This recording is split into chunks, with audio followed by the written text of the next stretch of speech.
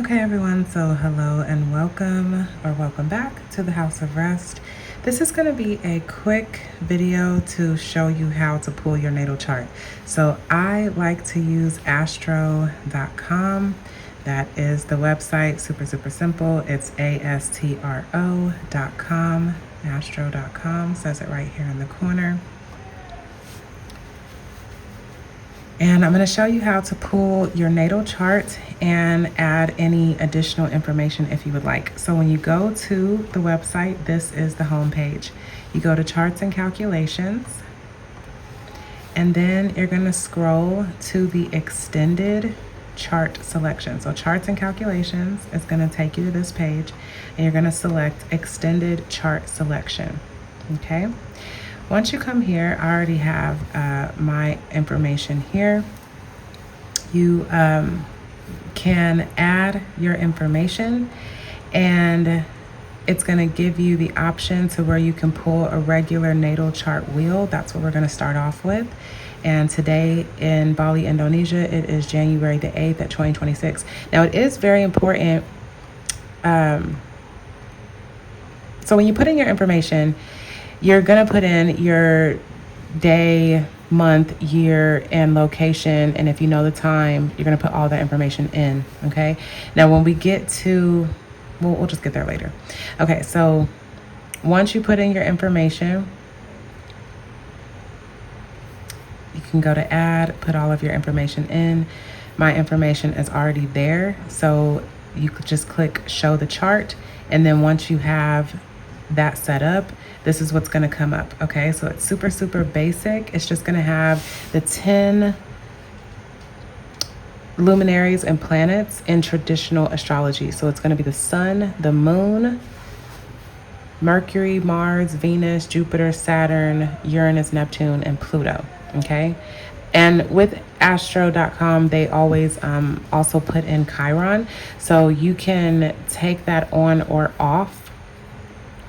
I'm waiting for it to finish loading down here, actually, because it's also supposed to show you at the bottom this. Okay, so it shows you your exact degrees, minutes, and everything right here. It gives you your ascendant, your midheaven, all of that information is here. So, and then it gives you like cardinal, fixed, mutable aspects, if it's fire, earth, air, or water over here to the side. And then it gives you the actual aspects, so what opposition, squares, trines, and things like that. Okay, so now we're going to go back to the chart selection, because this is where you can add extra elements. Okay, so you can scroll down to the bottom and you can add in your part of fortune. I like to add in my vertex. I like to do Ceres, Pallas, Juno, Vesta. There's all of these different asteroids that you can add in down here. I just learned about this Ixion and Maki and Sedna. I like to look at the galactic center, which is the center of our galaxy. It's the center of the Milky Way. So there's all of these different asteroids, and you can also manually enter asteroids. For example, I believe it's 1181 is the asteroid of Lilith. Now you can also add in your Lilith placement. There's the interpolated, there's the mean. Okay, the black moon Lilith is going to be the Lilith mean. Okay, and then rewatch this video a couple times if you will, guys. So I'm going a little bit fast, but anyway, so you can manually enter asteroids here. I just learned about the asteroid Lucifer and things like that.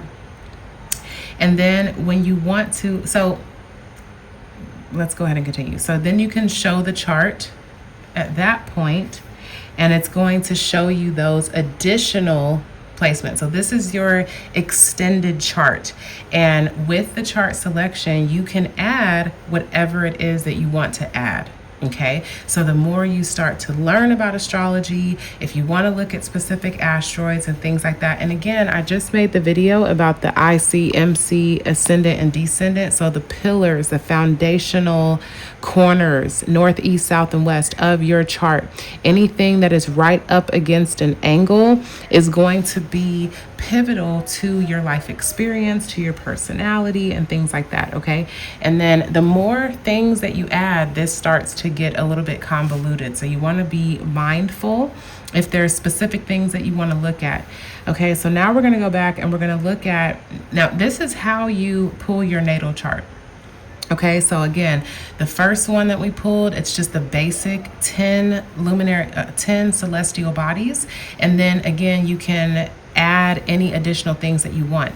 Now you can right click and you can save this image. I recommend saving your chart, keeping it on your phone, on your computer, somewhere that's very easily accessible. Print it out. Get to look at this. The way you look yourself in a mirror every day, look at your natal chart, okay? So you can start to learn about yourself. All right. There is a scripture in the Bible that talks about a fool looks himself in the mirror and walks away and forgets what he looks like. So it's very, very important that we study ourselves, that we learn ourselves, and that we know ourselves, right? The ancient proverbs. So let's go back to the chart selection. I want to talk about how you can pull your transits. So what's actually happening today. Now, what's very important when you do this on astro.com is you want to make sure that you have where you actually are. Whenever you're pulling transits, you want to actually put in where you are currently. So when we pulled the original birth chart, we have our details inside of where you were born. But when you're pulling transits, you want to make sure that you put in where it is that you are physically in the world today. So I am in Bali, Indonesia. It puts in as Ganyar. Now, if you are in your birthplace, you can use the birthplace or town. Okay, so if you're still there, that's fine. But whenever you're pulling transits, you need to make sure that you adjust the chart to show where you currently are. Okay, very, very important. So on astro.com, you can always select the date. Now, let's say we want to look at the next new moon that's coming up, which is coming up, a new moon in Capricorn on the 21st of January. So I can put in January 21st, 2026, and we can pull this chart. And then once we get to this page, you can click this that says with transits, and it's going to add that. So everything, now, because I modified the information, it took off all of the extended. So you want to make sure that you are calculating what it is that you want to see. Okay, so be mindful and be aware as you're pulling your chart. So, and you'll start to become more and more comfortable with this, okay? So when you see the transits, your natal chart is in here in the black, and then you have the current transits. That's where the celestial bodies are in green, okay? So Jupiter's retrograde in Cancer, it's over here in my 7th house. The new moon, oh my God. So it's not on the 21st because this is 0 degrees of Aquarius. Okay, so for me in Bali, Indonesia, it's happening on the 20th. So that's significant as well. Depending on where you are in the world, certain astrological events will happen at different times. So now that I have updated that, once I go, I have to make sure you add with transits, okay? With transits.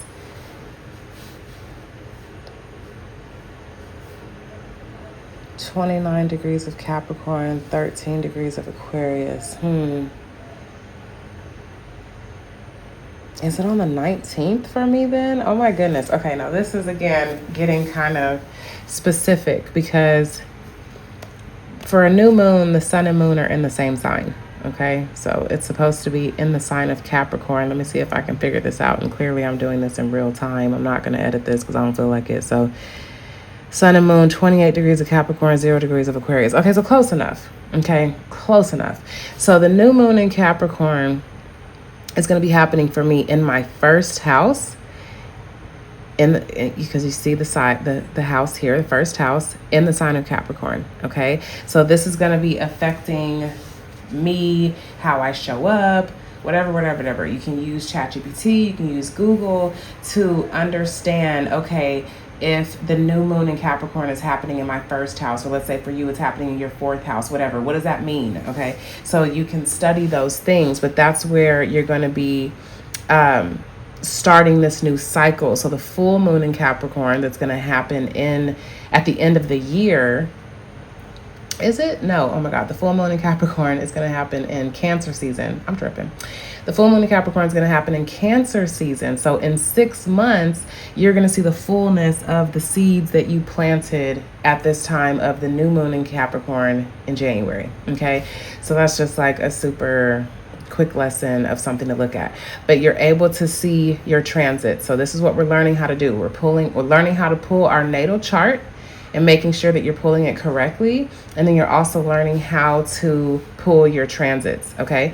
Now, I'm gonna go a little bit further to also show you in this extended chart selection, you can also, there's all of these different type of charts that you can pull. There's so many different choices, but I want to just talk about a couple with you that I think are interesting. Okay, so you can pull your progressed chart. This is advanced. This is advanced, but this is going to be very helpful for you to understand your emotional temperature. Okay, so your natal and your progressed chart, to understand where is your progressed moon. This is really saying a lot about your emotional climate. Okay, so my progressed moon, this is a very difficult time. My progressed moon is in my 12th house. So depending on where your progressed moon is, it says a lot about your focus in life at this time. So don't get too caught up on other progressions, but you can ask AI or Google, what does it mean if my progressed moon is in my first house, second house, third house, fourth house?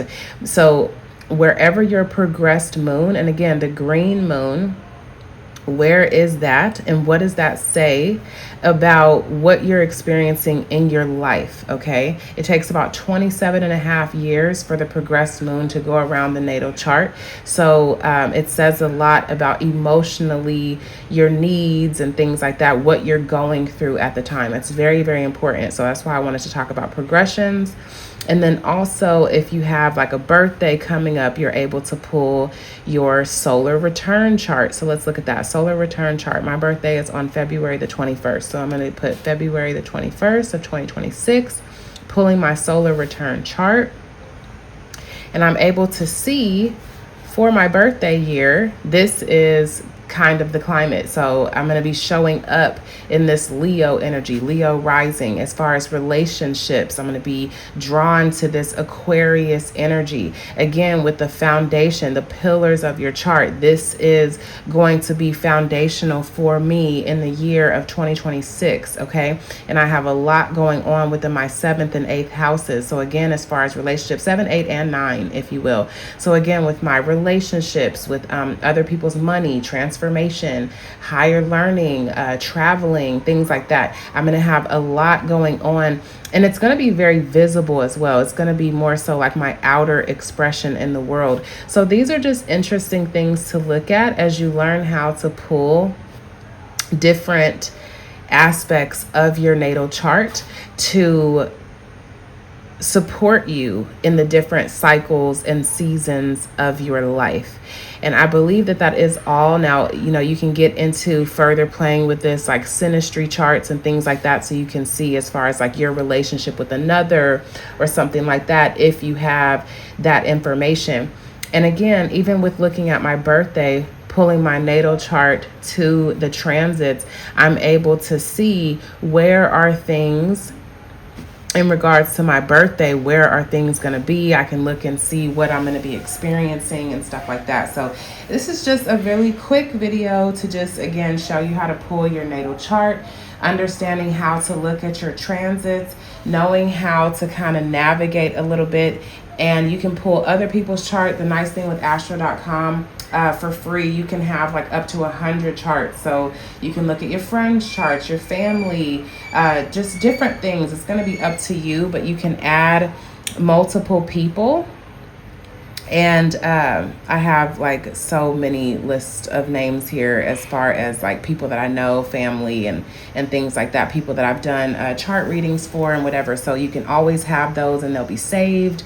And again, you can pull different types of charts. You can pull the transits. You can look at heliocentric, sidereal. I don't like to look at sidereal on astro.com. I like to go to masteringthezodiac.com for sidereal, and you're able to just play with the different calculations. Again, the asteroids, different elements. You can manually add asteroids as you continue to learn about astrology and continue your journey of self-study during this soul cycle for you. So thank you so much for watching. I hope that this was helpful. Please like, comment, share this video with someone that might have a need for a similar kind of information. And I'm sending you guys so much love, and I will see you in the next one. Peace.